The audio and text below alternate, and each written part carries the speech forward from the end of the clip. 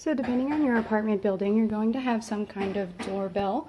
This is going to be outside where someone can reach you if they need to. And this is an intercom, so you'll have a phone inside your building or another intercom like this that you can answer. And you don't have to answer your door right away.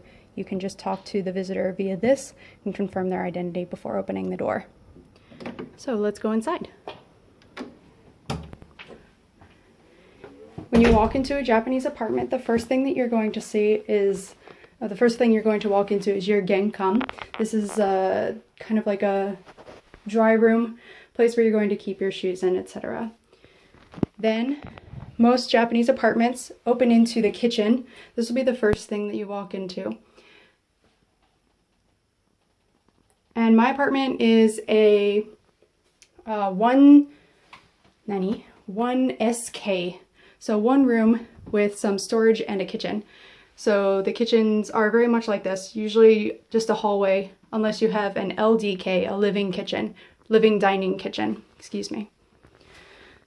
So upon move-in, there were no shelves or anything in this area, also no washing machine, but you'll have this area set aside for you to furnish it as you like. So I bought my washing machine, and then I got this shelf from Nitori, along with the suspension bar at the top. So if I need to dry clothes inside, if the weather is not conducive to drying outside, then I can dry inside with no problem. Some bathrooms will have air dryers, dehumidifiers in the bathroom where you can dry clothes inside. I do not have that though. Bathrooms, there are two types of bathrooms in apartments in Japan. You can either have a bathroom like this, where the toilet and the bath shower sink are all in one room. This is a unit bath, means that they have been made separately and attached to the building or put inside the building as like a puzzle piece. Otherwise, you're going to have a washroom, which has the tub, shower, sink separate from the toilet room. And the toilet in the toilet room will have a sink on the top of the toilet where the water will go into the tank after washing your hands to conserve water. As I said, I have a one-room apartment with a loft. So this is my one living room. This is a 15 square foot apartment, 17 including the loft. So you can get an idea for the size of the apartment. Because my kitchen is so small, my refrigerator and other kitchen appliances go in my one living room, along with some storage and a desk.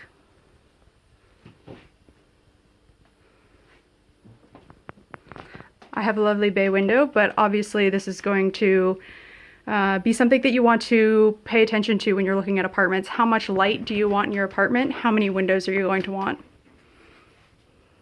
So you can see, even with a 15 square foot apartment, I can fit about 6 people in here comfortably when I have friends over. I have a 2-person couch here, which also serves as, obviously, sleeping over. People can sleep on the couch. And then I also have room for 2 bean bags, sorry. 2 beanbag chairs, which stack to get out of the way when I don't have guests. All Japanese apartments are going to come with a balcony. Well, I say all, the vast majority of them. Because your drying is going to be done outside on the balcony. So the bars came with the apartment, but they may or may not.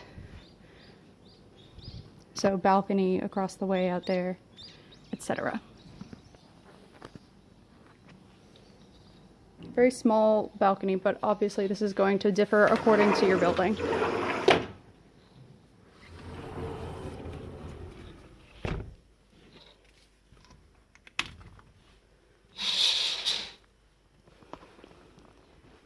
I have, as I said earlier, a 1SK. I believe the S stands for storage, because I have this very large closet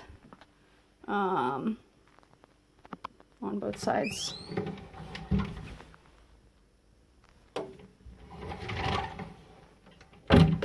You can buy these closet organizers and such at dollar stores, Nitori, etc. to really make the most of your space. And then, as I said, I have a loft.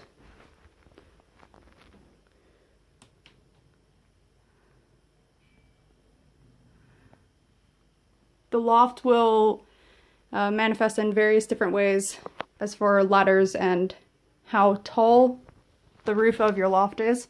I'm on the second floor, which means there's no floor above me, which means I have a very high loft, a high ceiling in my loft. And let me go ahead and share with you how that works.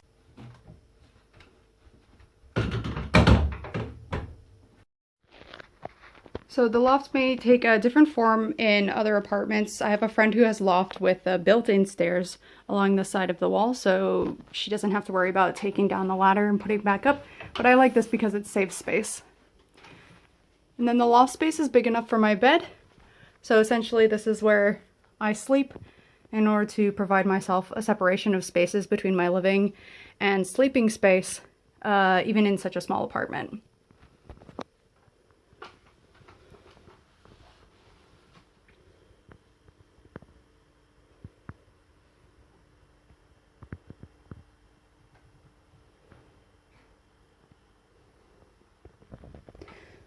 So this is what you can generally expect from your apartment for outside of Shinjuku.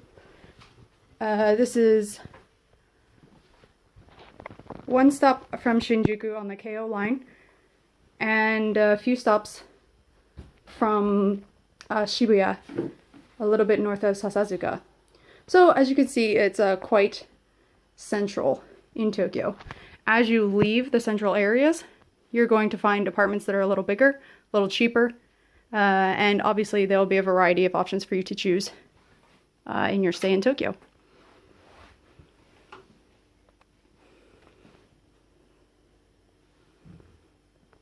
If you have any questions, please read the wiki and feel free to contact any of your LACs, PAs, or TJET committees.